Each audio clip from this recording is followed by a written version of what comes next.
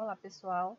Dando continuidade, então, às nossas videoaulas explicativas, hoje eu quero falar especificamente com você sobre a molécula de ATP e vamos falar também sobre o teste de DNA, que é uma das aplicações biotecnológicas que a gente tem mais prevalentemente no nosso dia a dia.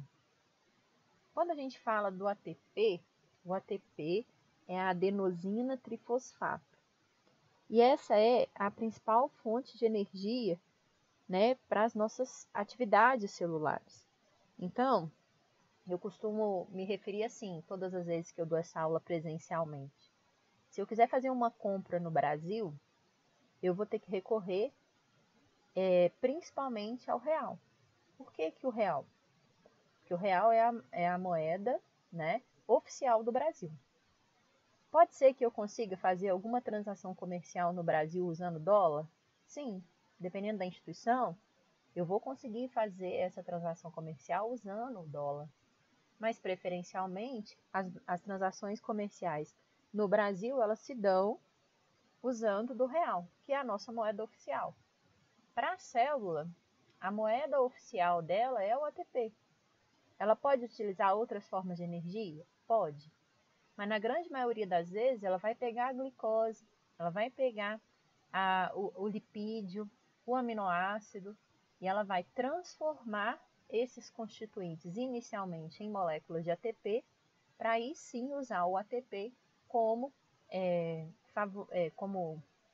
catalisador, né? Às vezes reagente de reações químicas no nosso organismo. Quimicamente falando, o ATP é um nucleotídeo. E o que é o nucleotídeo, né? Para a gente rever. O nucleotídeo vai ser a associação entre uma base nitrogenada, no caso aqui a base nitrogenada em questão é a adenina, uma ribose, que é uma pentose, né? Um açúcar de 5 carbonos, aqui ó, para a gente contar junto, né? Então vamos lá. Eu tenho 1, 2, 3, 4, 5 carbonos nessa pentose, né? Então, eu tenho associação de uma base nitrogenada, uma ribose, ligada a 3 grupos fosfato. O grupo fosfato é o PO4 2-, né? Então, toda vez que eu tenho adenina ligada a uma ribose, ligada a 3 grupos fosfato, eu estou falando de uma molécula de ATP, que é um nucleotídeo. Então, constitutivamente, uma adenina, uma ribose, 3 grupos fosfato. E como que se dá esse processo de síntese e degradação do ATP no nosso organismo?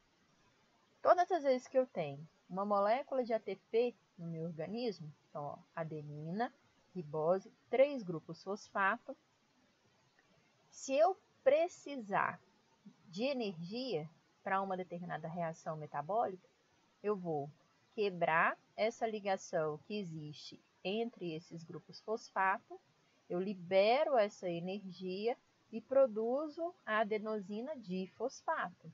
Então, aqui ela era trifosfato, porque ela tinha 3 grupos fosfato. A partir do momento que eu liberei energia para a célula e rompi a ligação que existia entre o primeiro e o segundo fosfato, eu formo a adenosina difosfato e libero um fosfato inorgânico para o meio. Se eu quiser produzir ATP a partir dessa adenosina difosfato, é só eu consumir a mesma quantidade de energia que eu liberei nesse processo aqui para refazer essa união entre esses 2 fosfatos com esse fosfato inorgânico livre, reconstituindo a molécula de ATP. Então, o nosso organismo faz isso o tempo inteiro. Para determinada reação metabólica no qual a energia se faz necessária, eu pego uma reserva de ATP existente na célula, degrado isso, quebro isso, libero essa energia para a célula, produzo o ADP. Se eu tenho energia sobrando dentro da célula, eu pego essa energia para unir fosfatos inorgânicos à molécula de ADP, reconstituindo o ATP. E a nossa vida é um ciclo. Consome, produz. Consome, produz. Né? Falando um pouquinho agora a respeito do teste de DNA, para falar de teste de DNA, eu tenho que lembrá-lo sobre a estrutura do DNA. O DNA, assim como o ATP, é formado a partir da união de nucleotídeos. E o nucleotídeo é a associação entre uma base nitrogenada, uma pentose e um grupo fosfato. A base nitrogenada, no caso do DNA, ela pode ser adenina, timina, guanina ou citosina. A pentose é a desoxirribose, né? Porque aqui, ao invés de ter um grupo OH, eu tenho só um hidrogênio, por isso é desoxirribose. Nessa pentose eu tenho 1, 2, 3, 4, 5 carbonos, né? Por isso que é uma pentose, um monossacarídeo, né? E um grupo fosfato, que é o PO4, 2-. Eu queria que vocês prestassem atenção que esse nucleotídeo aqui, ó, que compõe a estrutura do DNA, ele tem duas cargas negativas.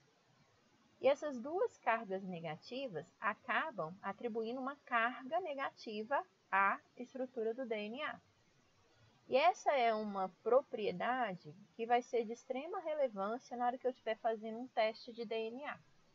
Então, o DNA é composto de inúmeros nucleotídeos ligados, né? E outra característica importante que vocês não podem se esquecer é que o DNA, ele identifica um indivíduo. Só apresentam DNA igual gêmeos idênticos. Gêmeos idênticos, eles são formados porque um óvulo foi fecundado por um espermatozoide.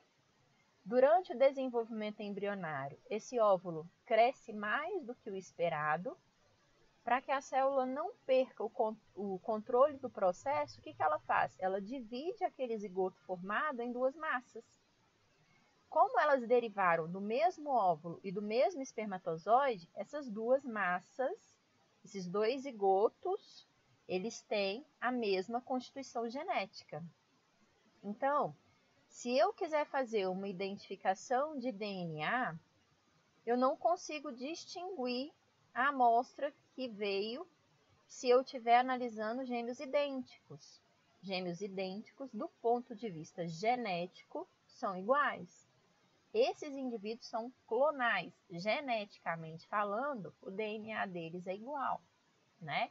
Mas para a grande maioria dos indivíduos, o teste de DNA sendo característico, né, da identidade desse indivíduo, eu consigo identificá-lo, né? É igual às nossas digitais. As nossas digitais são únicas. Não há ninguém no mundo que tenha uma digital como a nossa. Por quê? Porque a digital, ela é uma cicatriz, oriunda do quê? Da exploração do útero materno pelo bebê em formação. Então, quando ele está em formação lá na vida intrauterina, e ele começa a explorar, né, contato, aquele ambiente no qual ele vive, como essas células em formação são células extremamente sensíveis, à medida que ele explora aquele útero, aquela parede interna uterina, ele gera cicatrizes que vão caracterizar a digital desse indivíduo. Então, a digital de um indivíduo é única, né? Eu consigo distinguir gêmeos idênticos pela digital, mas não consigo fazer essa distinção por análise de DNA.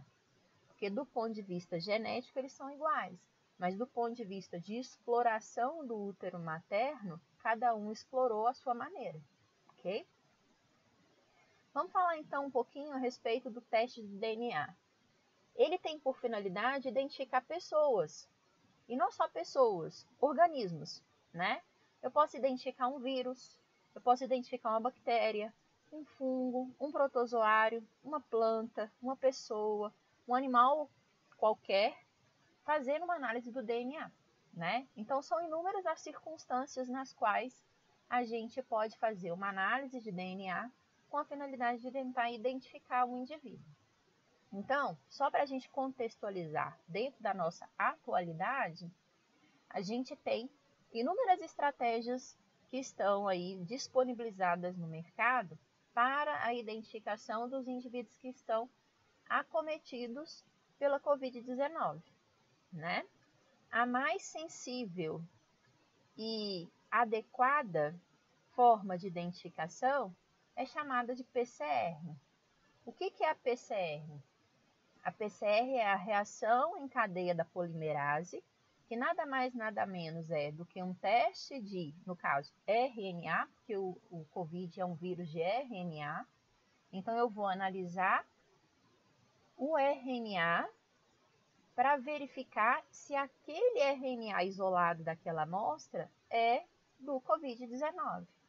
Então, se eu tenho uma pessoa suspeita de infecção e eu colho o material dela, eu vou avaliar se naquele material eu encontro o RNA do COVID. Se eu encontrar o RNA do COVID, aquela pessoa tem o teste positivo para a infecção. Agora, eu posso usar essa técnica também para excluir diagnóstico. A gente sabe que a síndrome respiratória aguda, ela pode ser causada por vírus, por bactérias, e não só o Covid-19 causa a síndrome respiratória aguda grave que a gente tem aí observado diariamente, né? Não só no Brasil, como no mundo como um todo. Então, na hora que eu colho a amostra de um paciente que está enquadrado nesse diagnóstico inicial de síndrome respiratória aguda grave, e eu quero esclarecer ou não se esse indivíduo tem Covid-19, eu vou pegar e confrontar a amostra que eu colhi daquele paciente com o RNA do vírus. Se eu encontrar o RNA, quer dizer que aquele indivíduo teve contato com o vírus, né? E pode ser o principal ou o único responsável por aquele quadro clínico que aquele paciente está manifestando. Então, quando a gente colhe a amostra de DNA de um indivíduo para análise, a gente pode colher material de qualquer célula que tenha núcleo. Existem algumas células em que a gente consegue uma quantidade de DNA ou tem uma facilidade maior, né, de obtenção dessas células para a extração desse DNA desse indivíduo.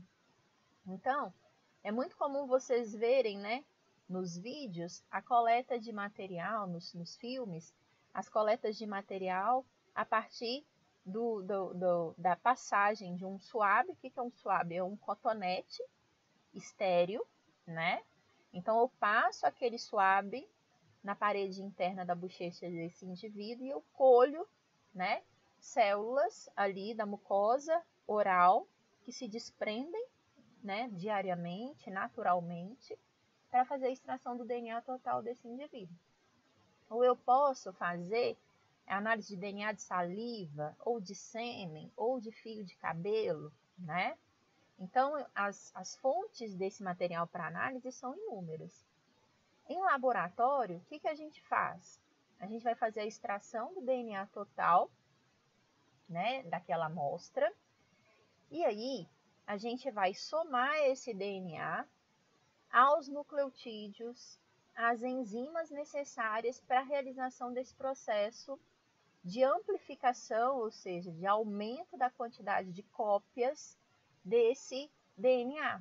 Porque às vezes a quantidade de DNA que eu tenho ali na amostra, ela é pequena num primeiro momento, mas a ciência ela já desenvolveu um material ou um equipamento, né, que consegue aumentar, amplificar esse número de cópias para que eu faça uma análise mais segura para frente, né? Então, esse equipamento aqui é um equipamento que é chamado de termociclador ou aparelho de PCR. É ele em que vai fazer a reação em cadeia da polimerase, gerando cópias do DNA do indivíduo que doou o material para análise, né?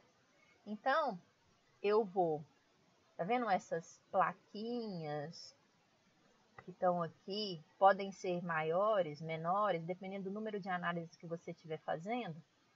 Tem essas aqui, ó, que são só uma fileira, né, de tubinhos. E esses tubinhos são aqueles tubinhos Eppendorf, que a gente ouve muito falar na mídia, que são tubinhos de droga, né? São usados pelos traficantes aí para distribuir droga, né, na sociedade. Mas por quê? Porque ele é um vidrinho pequeno, ele armazena pequenas quantidades e ele fecha hermeticamente, né? Então, quando a gente ouve falar desses Eppendorf, na verdade, tá vendo aqui escrito Eppendorf?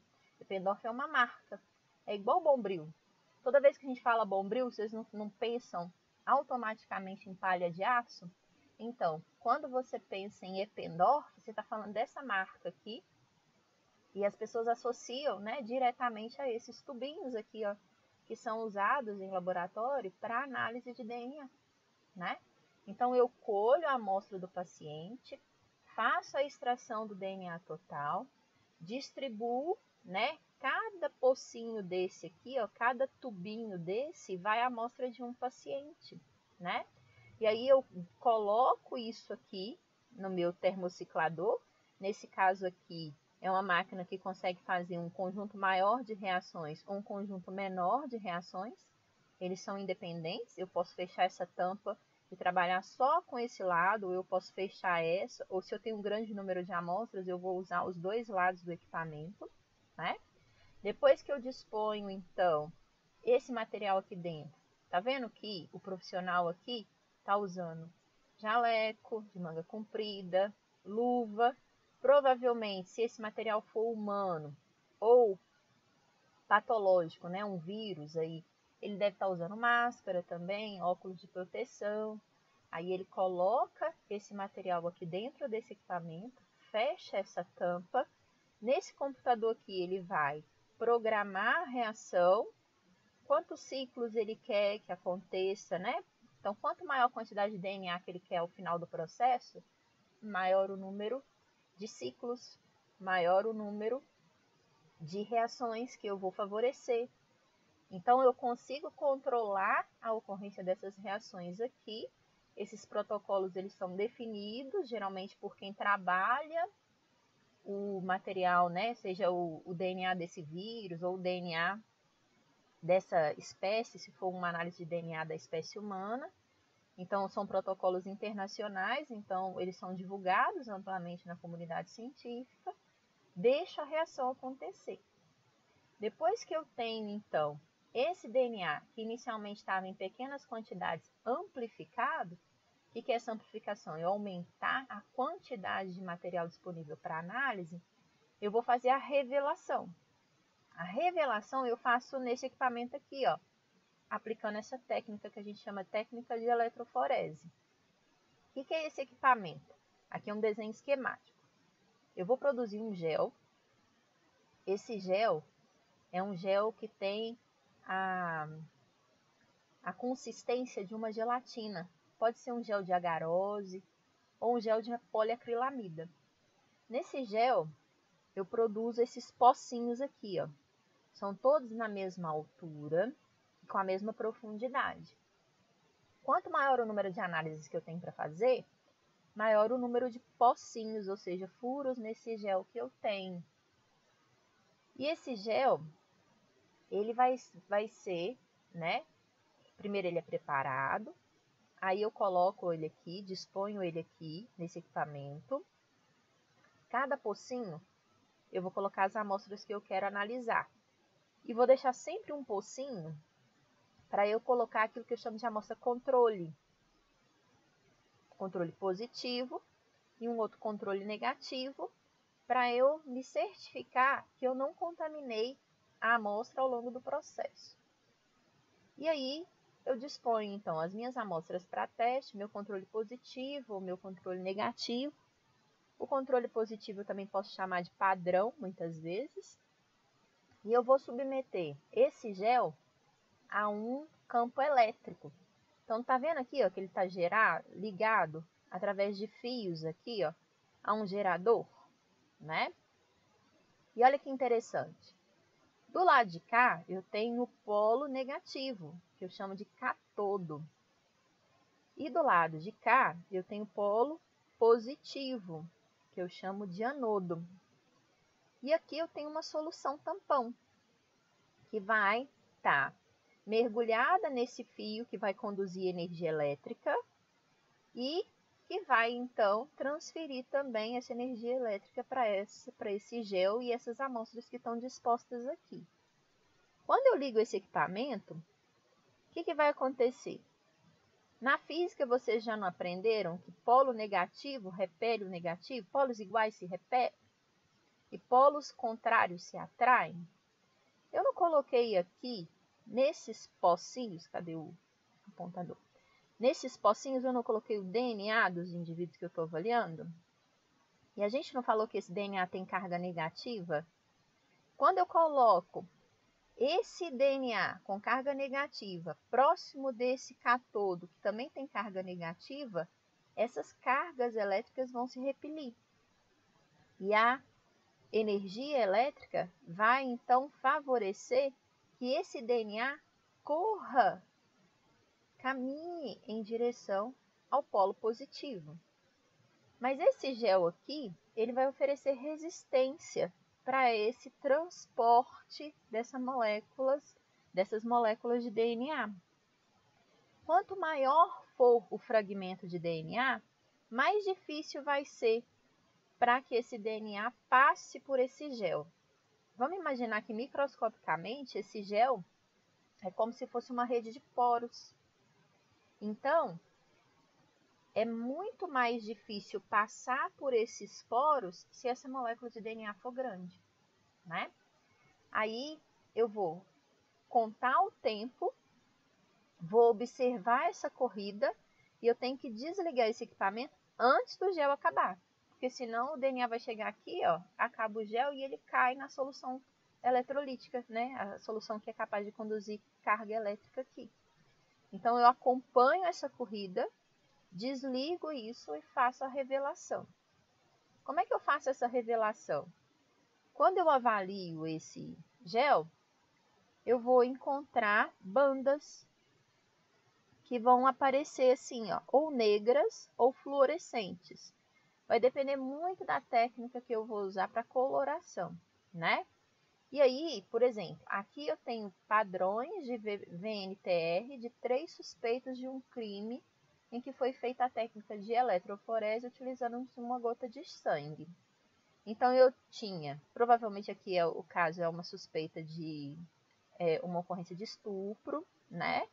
Em que eu tinha aqui, ó, uma vítima, eu tinha aqui a amostra que foi obtida, né? O espécime que foi obtido dessa vítima, e eu tenho aqui o material genético que foi colhido dos 3 suspeitos levantados provavelmente aqui pelos detetives. Quando eu fiz a extração total do DNA desses 3 suspeitos, eu não sei exatamente o que eu vou encontrar. Mas se eles são suspeitos, eu vou confrontar esse material deles com o material que foi identificado nessa vítima. É o que eu chamo de VNTR. Tá vendo que, na medida que eu amplifiquei, eu gerei fragmentos do DNA desses indivíduos? Os fragmentos gerados por cada indivíduo são diferentes, né? E aí eu confronto o material genético desses indivíduos com o material identificado aqui na vítima. É bom eu fazer a análise dela também, porque eu consigo discernir o que é dela e o que é do indivíduo agressor, né?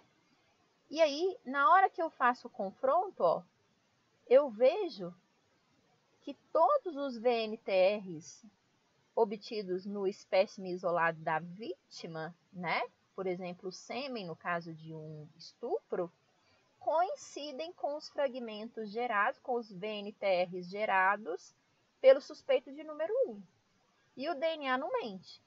Então, eu consigo esclarecer esse crime. Eu consigo dizer que o suspeito 1, ele provavelmente é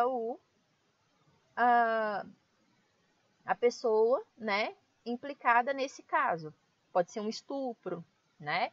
Pode ser um assassinato? Pode, tá? Muitas vezes em situações de assassinato, nas unhas da vítima você consegue encontrar DNA do suspeito. Então você faz a extração desse DNA total, compara com aqueles indivíduos que você acredita que podem estar relacionados ao crime e você muitas vezes consegue resolver. Nesse caso aqui, possível resolver esse crime. Eu consigo descartar com segurança os suspeitos 2 e 3 nessa ocorrência especificamente, tá? Vamos falar agora um pouquinho da identificação, né, no teste de DNA para confirmação, por exemplo, de paternidade. Então, quando você tem a pesquisa de paternidade, se o indivíduo é filho de um casal, ele é metade do pai e metade da mãe dele, do ponto de vista genético, né? Então, eu vou confrontar o DNA desse filho com o DNA da mãe e do suposto pai. Quando eu faço esse confronto, ó, eu vou ver aqui num desenho esquemático que esse filho gerou 2 VMTRs desse tamanho e desse tamanho aqui. E que esse primeiro fragmento é oriundo da mãe. E esse segundo é oriundo do pai. Então, eu consigo confirmar que esse indivíduo aqui é o pai da criança em questão. Agora, olha um exame que permite exclusão.